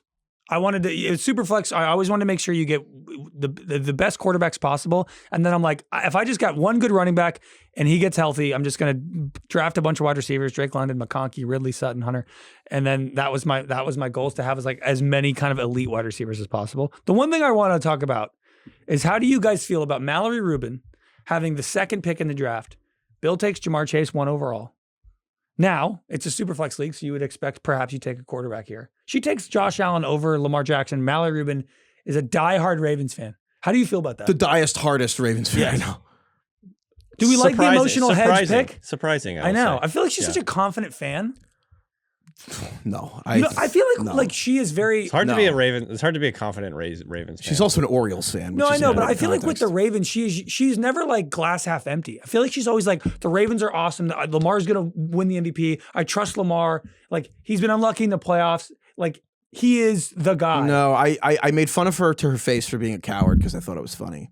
But behind her back, I will say I totally understood why you would take Josh there in that moment. Even the Bills and Ravens, again, the Bills eliminated the Ravens last year. But I get it because it's the same reason where if you take Lamar, you double the joy, but you double the pain. Yes, and like I think for people who've had a lot of pain, like honestly, Craig, you kind of don't get it because the Warriors are like the closest thing we've had to like the Kobe Lakers or the 90s Bulls, where it's like you have had you no matter how bad your other teams were, like your A team. The Warriors are your favorite team, right? Of all your teams you root for. Like you're not like, the Athletics won the World Series. That wouldn't, not that'll ever happen, but that wouldn't give you a fraction of the joy. It would have when I was younger. When you were younger. But the Warriors are your favorite team. So when you have that, you're able to take a risk on like a different, like the Steelers. You're like, but like when you don't have that, and like the Ravens, I would argue getting really close and not making it with that Ravens team. They're going to be one of the best teams to ever not make a Super Bowl in the history of the NFL. Yeah, it's really painful. Like they had a few of those. Yeah. And so like I'm a Giants fan, and I'm like my brother wants Giants and doesn't want Eagles or Cowboys. And I'm like, you know what? I look at it more like I don't care about having Jalen Hurts. I don't care about having CeeDee Lamb. In part because I'm like, one, it's not competitive. The Giants are like 2-18 against the Eagles in the last 20 games. But also, I kind of can't handle Neighbors getting hurt if he's on my fantasy team and my real life team. I'm like, well, what did I even do this for? This is my escapism from my escapism. Was invented, Craig, so you don't have to root for your own team. Yeah. I just think it's double the joy, it's double the pain. Yeah. Imagine how awesome it would be. Also, Lamar's such a good regular season player. It's not like you get dinged in fantasy if he loses in the playoffs. What if he gets hurt? What if he gets sick like he does once every? But a childlike immune system. But imagine how cool it would be to have him last year. They're like a 1 seed. He's like the best player in fantasy. That would probably be awesome. Yeah, that'd be sick. But you're like the human brain feels pain 4 times more than pleasure. So okay. Where are you at? Everybody was surprised. Let's check in on this in 6 weeks when DK was Ken Walker has a foot injury. Yeah. Or leading the league in yards, and we'll see which one makes I didn't him take a happier. single stealer, not because of any of the shit Heifetz was just saying. It just I don't like any of it. You're going to suck, yeah. It's not going to be Where's good. Aaron Rodgers on your team? Because Superflex League. I have him sitting delicately on the waiver wire, waiting for me. The other one I want to go over just the injured players. So like this is also a real dynamic, and I wasn't kidding earlier when I was like, tell people Jennings has a calf injury. Sean Fennessy asked, is Jaden Reed okay to see an injury? And I answered the truth, but he was far enough away. I had to say it loudly for everyone to say it. And he was like, Jaden Reed has a foot sprain. Sean's like, I don't like the sound of that. Jaden Reed falls 8 more rounds after Sean says that out loud, to the point where I drafted Jaden Reed with like my last position pick because no one took him. And I was like, at this point, this is kind of an incredible value. And so I kind of just want to do temperature. I think guys like Darnell Mooney on the Falcons are like hyper competent number 2 receivers that generally speak, I want all upside at this spot. People want a Luther Burden for the Bears. But I'm not going to lie. If Darnell Mooney or Jaden Reed or Khalil Shakir fall commensurately, now Khalil Shakir, I don't think it will. Darnell Mooney and Reed are guys that they're kind of not giving timelines on. They'll be back for week 1. I think Reed, I don't know the situation, but Darnell Mooney, I'm like, I kind of think he's going to play week 1. And they're just not saying it, so he's plummeting in ranks.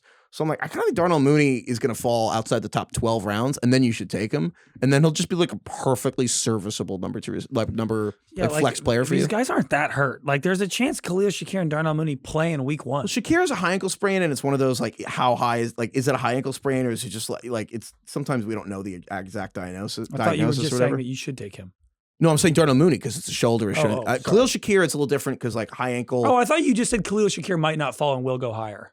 Oh, no, that's what I'm saying. I think Khalil Shakir is less likely to fall because the Bills are on record saying he'll be back for week 1. But to me, I'm like, I still don't love it as a high ankle sprain. A high ankle sprain is a bad injury. Mooney probably also be back 1, but it's a shoulder. And I'm like, all right, I'd rather you have a shoulder injury than a high ankle sprain. Yeah. So I think, anyway. Speaking of injuries, Najee Harris actually taken off the NFI list, which makes him eligible to play in week 1. Is it kind of fucked up that it's called the NFI list? Isn't that kind of... Was that low-hanging fruit? No. Oh, well, no, that was good. That's high quality stuff. That was good. That's high quality shit. Thanks. Thanks. Yeah. Making him eligible to play. I mean, has he practiced at all? No, he's been jogging on the side. He's walking with Stafford around LA. Just doing power walks? Maybe walking, or maybe walking. Yeah. Are you going to let that affect anything, DK? For not really. Okay. Once again, he's another guy that. Every running back group is a committee at some level. There's like 2 guys that get all the carries. It's like Chuba Hubbard and Kyron Williams and Saquon. Yeah. And one other guy. Yeah, McCaffrey, baby. Maybe Ashton Genty, baby. Any other takeaways you think that after leaving from this draft that you think are just actionable advice for people? Otherwise, also the obvious ranking of just have paper. If you're able to figure out a printer, the only technology that eluded every generation is printers. But if you're able to do it, I do think crossing names off and having a different set of rankings than if people, whatever ranking site your league is using, print from somewhere else and just copy so that what you're going to be staring at, it says, a good example, I think Derrick Henry is like 19th on ESPN and like 8th on Sleeper or something crazy. And it's one of those where you just need someone else to tell you you're not crazy sometimes. Where it's the peer pressure of the draft room. Yeah, and if you're ESPN and you're like, I want Derrick Henry now and it's 12th, and you're like, wait, he's 19th. But you need someone else to be like, oh no, on a different rank side to be higher. Or the opposite. You're like, I don't want to take this guy. And that really is the purpose of the list, is to feel not crazy. That is still to me the number one advice. But otherwise, yeah, I think it's a mix of what is the highest range of outcome for this player? Does he actually really have a chance to make up for all the Brian Thomas, Bucky Irving rule? Does this player really have a shot, however low it is, to be up there next year as a top 30 player? Or is this a solid hit on the fairway, but way later than it should have gone because everyone knows that it's kind of boring, which is a James Conner plummeting or like a Darnell Mooney plummeting. And so I think a combination of just putting it on the fairway and then every now and then you go for the green, those two things together eventually, it makes up for every now and then you're losing a ball. Cole Strange released. Nuga. Chattanooga, baby. The funniest moment in the history of the show. How many years did he play? 3? 2? Hasn't been that long. That was the first year of Solex. Is that 3 years in? 3 years. Yeah. Belichick has had some. Also, the Falcons starting right tackle Caleb McGarry. Oh yeah, season-ending injured reserve. Yeah, that's bad because you know why it's bad? Because he's a tackle and he protects Michael Penix. Well, it's his right tackle and Penix is a left-handed. So that's actually like the Falcons' left tackles now for the season, which isn't ideal considering Michael Penix. Well, that's why Bill's got 5 quarterbacks. He has Penix. Well, he's got 4 others now. We have to talk about this and one second. Lawrence, I know we're running long. We have to talk about this 1 second. Bill's logic with which definitely what happened is that easy now, soldier. He did. I'm just saying. Good point. Bill. No, bury him. Wanted Bill in his own words on the live stream. In his own words on the live stream, Craig, we kind of need him to actually. Maybe don't bury him. just talk himself into a grave. Go ahead. Bill's logic on the live stream was he's going to take 5 quarterbacks because he wants to hoard them from the other teams. Which honestly, I don't hate having 5 quarterbacks in Superflex. Like, I get it. What's funny to me is his logic was when other people's quarterbacks get hurt, they'll have to come to me for a trade or they won't have any. Right. What's hilarious to me is he ended up drafting Tua, Stafford, and Michael Penix, who are the 3 most injury-concerned players in the NFL, which if that was your logic, why don't you leave Stafford and Tua to other teams? So when those guys get hurt, they have to come to you for your healthy quarterbacks. Because I feel like... Because he waited really long time to draft quarterbacks. Probably. It's just funny that... Like a hilariously long time. He's also... He hates the Jags this year. Yeah. And he took Trevor Lawrence. He took 3 of them. He took Trevor Lawrence, God. Brian Thomas, and Tank Bigsby. That was just... Yeah. It's actually savvy, though, because now he can't lose. Because if the Jags are great, he'll have to eat his words on the take, but then his fantasy team will be good. And then if the Jags suck... This is the opposite of the mouse. It's an emotional... Yeah, it's an emotional hedge, yeah. So he might be playing chess. There you go. Okay. Taylor Swift got engaged? Yeah. Or is anything else you guys want to talk about actual football? No. Taylor Swift got engaged. I mean, this is the biggest story in the world. Or at least in America. It's a very popular story. It's not really a story, but it's big news. It's a love story, Craig. I'll have you know. Yeah. How many? So it's 1:43 Pacific. So it's. Heifetz is obsessed with like how many likes. I'm just curious. I'm just curious if it becomes the most liked post ever. Who cares? I don't know. It's just interesting. Is it? No, it's not. She's the most famous person in the world. Why is that interesting? I don't know. What do you think the most liked post ever is in Instagram? I don't know. It's Messi holding the World Cup. Okay. But before that, it was that stupid egg. It was dumb. The egg. So what do you find interesting about Taylor Swift's post being the most liked Instagram Nothing. post? I just mentioned it once, and then now you guys are like, I'm not running around talking about it. Well, you are. You were. I mentioned it one time. I said, how quickly do you think? I said, how quickly do you think this becomes the most liked post ever? That was okay. Why is that interesting? Because I just kind of think it was going to be the most liked post ever. Okay. Yeah. She's very famous. And her husband's very famous. Her fiance is very famous. You guys have so I've decided I'm gonna actually enjoy this. I think it's cool. You know what? I'm not enjoying it. To me, this is like a very, I've decided to enjoy this. I've decided I could spend my whole life being like, oh, I don't care about this. I'm like, you know what? I'm gonna actually have this is cute. It's cute. I've decided to be in. Well, so are we gonna? I'm not out. You just sent us like 6 paragraphs being like, this is incredibly important, and I was like, I don't know if it's important, but that was for. Oh, please. Like it's certainly news. Oh, please. You know I'm a phenomenal dancer. Now I know you're lying.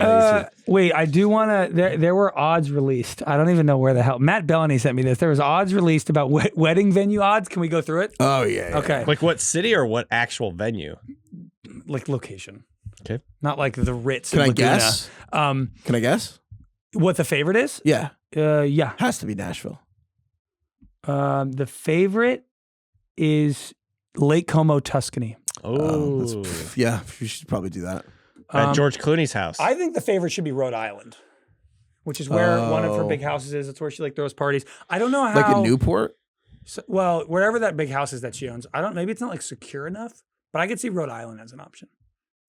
This is like the Bezos wedding that like everyone in I don't Venice think she'll got all do mad Italy because about. of the Bezos. No, vibes. the Bezos wedding was all. It was. They got Italians so started, mad. Honestly, like I They don't almost think she'll sunk- want that. Yeah, they almost sunk Venice for Bezos. Like a revolution. I agree. I see them doing like they got all mad. some like rural, beautiful Tennessee thing or something in Rhode Island is my guess. I don't know. Grooms, DK just doesn't. Yeah. bridesmaid favorite guess. Bridesmaids. So okay. Oh, this is great. It just has one Is it list. Selena Gomez? So Kylie Kelce. Oh, so, yeah, Selena Gomez is. Look Yeah. at you, King. Well, no, that's wrong. Wait, hold on. Kylie Kelce has to be the Pour favorite honey because on she's me. Travis's sister. She's not the favorite. She's Travis's sister-in-law. I'm telling you, according to whatever website I'm looking at, she's All right, not. Selena Gomez for sure. Kylie Kelce. I'm really proud of DK. For That is actually very impressive. This was my I'm proud of you. contribution. I am proud to of this you. conversation. Do you think all three Heim sisters make it? Probably not. Because you can't pick one of the Heims, right? You gotta take them all. Yeah, you got to take three Heims. That's a lot of sisters. 3 Heims, no +1s. I think. Yeah. I think that you have to do all three or all none, and that's like suddenly a lot of bridesmaids. Oh wait, okay, wait. I have more odds for the venue. The favorite is Italy. It's Lake Como / Tuscany. Second odds are Kansas City. They're not doing that. Nashville is third. Their airport can't support that kind of operation. Yeah, well, they just just not rebuilt doing it for it. the That's draft. right. Nashville is third. Rhode Island is fourth. Reading, Pennsylvania. I think that's where she's from. That's is where fifth. she's from. Cleveland, Ohio. Not doing that. Vegas. Not doing that. Vegas is Cleveland. last. Vegas. Should they get married at the Sphere? Oh, you're Just onto beam it to something. the world. They could do something very cool in Vegas. All right, Heifetz. The bridesmaid odds. Gomez, Kylie Kelce, the Heim Kylie sisters. Kelsey's not in the top 6. Well, isn't that like standard practice that if you're like you have a sister, wouldn't you, am I missing something? But Kylie Kelsey she's is, the is sister-in-law. Jason's wife, not Oh, yeah, I guess Travis's that's not- sister. Oh yeah, I guess that's true. It might be 2 degrees of separation. I guess that's true. Yeah. Okay. Yeah, you're probably right. But isn't either of Jason's the best man? Wouldn't you want? No, I see what you're saying. I don't know. Well, if she's low on the list, I'm going Is to put Jason money on gonna be that. the best man for sure? I mean, Dude, he better be. It'd be There funny is if he wasn't. 0.0% chance that Travis has this life. without Travis's Jason. best bud. Who's his best bud? Jason Kelce. No, besides Jason. no, he's got like local friends from like high school and stuff. I think Like that he Pat? still Him and hangs out Mahomes with. are actually friends, though. Yeah, I was They gonna say. actually. I will say that the good. This is a tough decision. Pat versus Also, Jason. No, it's a piece not came really. out today. Not that this was a surprise, but it does sound like this is Travis's last year. In the NFL. Yeah. Oh yeah. I mean, I will say Jason Kelce Travis did some shit to get kicked Do you off think the they'll team. get married at the halftime show of the Super Bowl? I don't, but that'd be crazy. Honestly, you Sorry, I should. was trying to get to you guys' level. Do you think You Justin- laugh, I but was they're- trying to like. you- I was trying to, If you think there won't be betting Yeah, odds keep at that for throwing this year's wrenches. Super Right. Bowl, like they're gonna be like 1,000 to 1. What if they get married? Do you think Justin Herbert and Madison Beer will get married first, or So yeah, explain Madison Beer to DK. So Justin Herbert is now. Is she dating Madison? Is he is her dating real name Madison? Beer? Madison Beer? I don't know. How would you explain Madison Beer to I don't know if that's DK? a real name.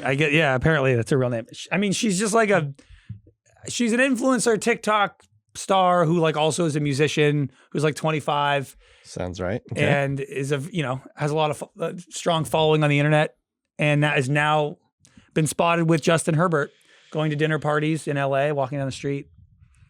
This confirms that I know nothing about Justin Herbert. Yeah. I This know goes nothing against about everything we thought we knew. Mina Kimes wrote a great story about him where she's like, he puts his shopping carts back. And I was Yeah. like, what a Pretty great young shy. man. He's, like, and now he's shy, like right? dating I was Madison Beer. yeah, I'm this like, damn. this shy, kind of understated guy from small town Oregon, like whole thing. And I'm like, you're just dating like the most famous influencer. I don't know. Just anything. 40 million Instagram followers. Sorry to talk about Instagram followers, but like, yeah, I mean, I don't know she's- anything about Justin Herbert. Liz, my wife, told me, she's like, all men are the same, Craig. That's what this proves. All men are the same. Honestly, Actually, true. a really good take. I was like, I wouldn't have expected this out of Herbert. She's like, all men are the same, Craig. You might be right. You're on like that one. valid. Yeah. Valid point. The LA has gotten to Justin Herbert. She seems like she'd be a great mom. Maybe she's wonderful. She probably is wonderful. She's probably a great hang. He's probably having a good time. Oh, he's having a good time. He wore a leg sleeve to a dinner party, which is kind of sick. Is that what the kids call it nowadays? He literally wore a leg sleeve, like a compression leg like sleeve. a calf sprain? I don't know. It's news though. Maybe we should report on that. But I respect that. Did Justin Bieber discover this person? Yeah, is that what you got? Was that a Is thing? that what you found out in the first line of Google when it Did popped she up? discover Madison Beer? Did he discover Madison Beer? retweeted It does say that in the something first line. I didn't read the first line, Oh, okay. but it sounded familiar. That's the extent of what I know about Madison Beer. I don't know that. I admit to having seen a picture of her before. Mm-hmm. That's I was aware of her. That's what's changed between men of different generations. Is DK's like, I'll admit, I've seen a photo of this woman. Clips. And that feels...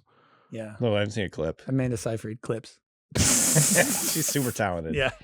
Did you see her play the instrument? I don't know. What Jackie kind loves of- that. That thing I don't have a Yeah. name for. What was that thing called? I don't know. The one that's Harpsichord? horizontal? No, not really. Harpsichord. That's No, it's not a harpsichord. I didn't even know it Well, was an instrument. There was a report that Anya Taylor-Joy is like in talks to star as young Joni Mitchell, which I hate. It should be Amanda Seyfried. She was so good. You know I'm in your corner on this one. She crushed that song on, I think it was Fallon. It was amazing. She sang California by Joni Mitchell. It was like unbelievable. I typed in Amanda and what's the... You should say it. No, Say it. I'm not doing it. Say it. We'll bleep Anyway, it. That's for the Patreon. Yeah. She's talented. So what's the instrument that we... I don't know. Yeah. I don't know what that's called. Amanda Seyfried instrument. Late Tonight Show. Should I just end the show and we'll just do good? By the time we get done, we'll go to Joni Mitchell. Vamp for me. Dulcimer. Dulcimer. Still don't know what that is. Great instrument. A wooden lap instrument. Hmm. I don't really like that as a phrase. What the kids call it nowadays. A wooden lap instrument. All right, let's get the hell out of here. All right. Thank you, DK. Thank you, Craig. Thank you, CT. Thank you, Ronak. Thank you, Carlos. Thank you, Kai. Thank you, everyone, for listening. Email us at ringerfantasyfootball@gmail.com. You really can send actual football questions. Again, our tiers, fantasyfootball.theringer.com. There's a printable PDF page. Our tiers are on that sheet. Thank you to everyone emailing. Thank you to using the draft tracker. If you want to not print anything or you want to see your tiers, draft tracker is also fantasyfootball.theringer.com. Thank you to everyone who watched. Please go subscribe to the YouTube channel. If you want to see the draft we did yesterday with Bill and you want to see Bill Simmons take 5 quarterbacks and 2 defenses and like 8 picks, then go and watch the draft on Ringer Fantasy Football Show YouTube If you want page. to see me pull off some high-level drafting. Yeah.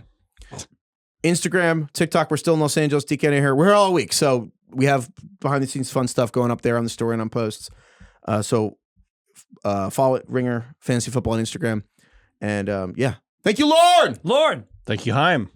Nice. I love Heim. I don't actually know anything about All their music videos are just them walking. Okay. So they just literally, and they just walk, and they have all these different ways to shoot walking. They walk everywhere around Los Angeles. All their videos to the point where Roger Sherman wrote an article for The Ringer ranking all their walks, like 20. And then The most Roger article ever. they ranked their walking ability and how athletic they looked. And then I think they were the opening for the entire the majority of the Eras tour. They were the opening act. And they're very talented. They have very good music. And they were like a pretty big, I don't know how mid-major artist. Like they weren't like an A-lister, but they were like a very respected group. They weren't like nobody, but they're like good. But I think they became supercharged because they're just like open for like the biggest tour in the history of mankind. For probably like 100 or 150 or something tours. Yeah, that when I saw the Eras tour, they opened. They're good. Along with Gracie Abrams. She also opened. They were like Who a then cool took off. band. Like if you saw Heim at some like indie LA venue, you're like, oh, that's cool. Yeah, I mean their music videos are directed by Paul Thomas Anderson. Yeah. Oh, no way. Yeah, they're like very Valley hip LA scene. Switching gears real quick. Craig, you said you wanted to tell me about Heifetz golfing. I think we hold it for the next episode because I want to spend some time. It's great. Like I actually don't have anything bad to say because he's good, but we can talk about it next time. That's a good teaser. I like that. Okay. I can't wait to hear. Honestly. We had a great time. Heifetz and I Truthfully, golfed I'm with- excited to hear about this. With Tate Frazier, it was really fun. I get shit on so much. I'm caught off guard when there's actually earnest compliments about me on No, the he's show. good. He's great. Goodbye, everyone.